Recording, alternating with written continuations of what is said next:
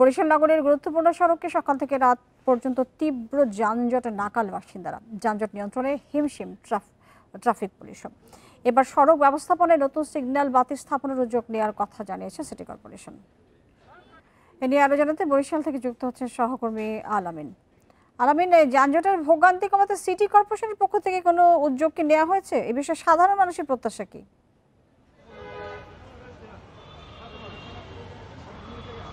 জি দেখুন, আসলে বরিশাল 158 বর্গ কিলোমিটারের একটি শহর। এর মধ্যে কিন্তু আসলে যানবাহনের সংখ্যা কিন্তু অনেক বেশি। সেক্ষেত্রে কিন্তু এখন আপনি জানেন যে আসলে ব্যাটারি চালিত যে রিক্সাগুলো রয়েছে এবং অটো রিক্সাগুলো রয়েছে সেই রিক্সা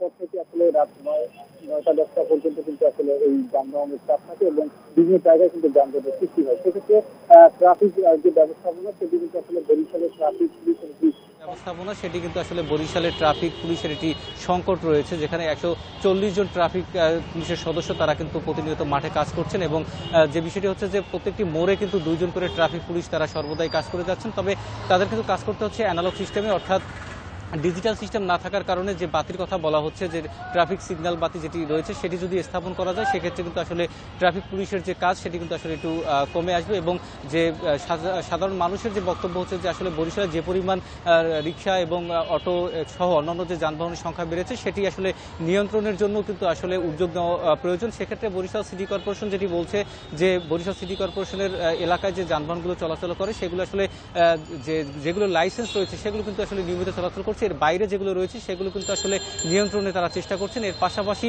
যে সিগন্যাল বাতির কথা বলা হচ্ছে সেটি আসলে বরিশালে 1996 সালে কিন্তু বরিশালে রয়েছিল, কিন্তু এর পরে থেকে কিন্তু আসলে সেগুলো ব্যবহার অনুপযোগী হয়ে পড়ার কারণে কিন্তু সেগুলো ধীরে ধীরে কিন্তু আসলে বিলুপ্ত হয়ে যায় এবং এরপরে এটি আর কোনো উদ্যোগ না নেওয়ার কারণে কিন্তু এভাবে রয়ে গেছে।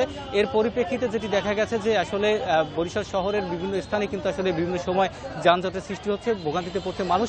সেক্ষেত্রে কিন্তু নগরবাসীর দাবি জানিয়েছেন এই সিগন্যাল বাতি যেমন সাধারণ মানুষের উপকারে আসবে তেমনি কিন্তু আসলে বরিশালে যে ট্রাফিক সদস্য যারা রয়েছেন তাদেরও উপকারে আসবে। সেক্ষেত্রে যানবাহনের পরিধিও আসলে ধীরে ধীরে কমে আসবে।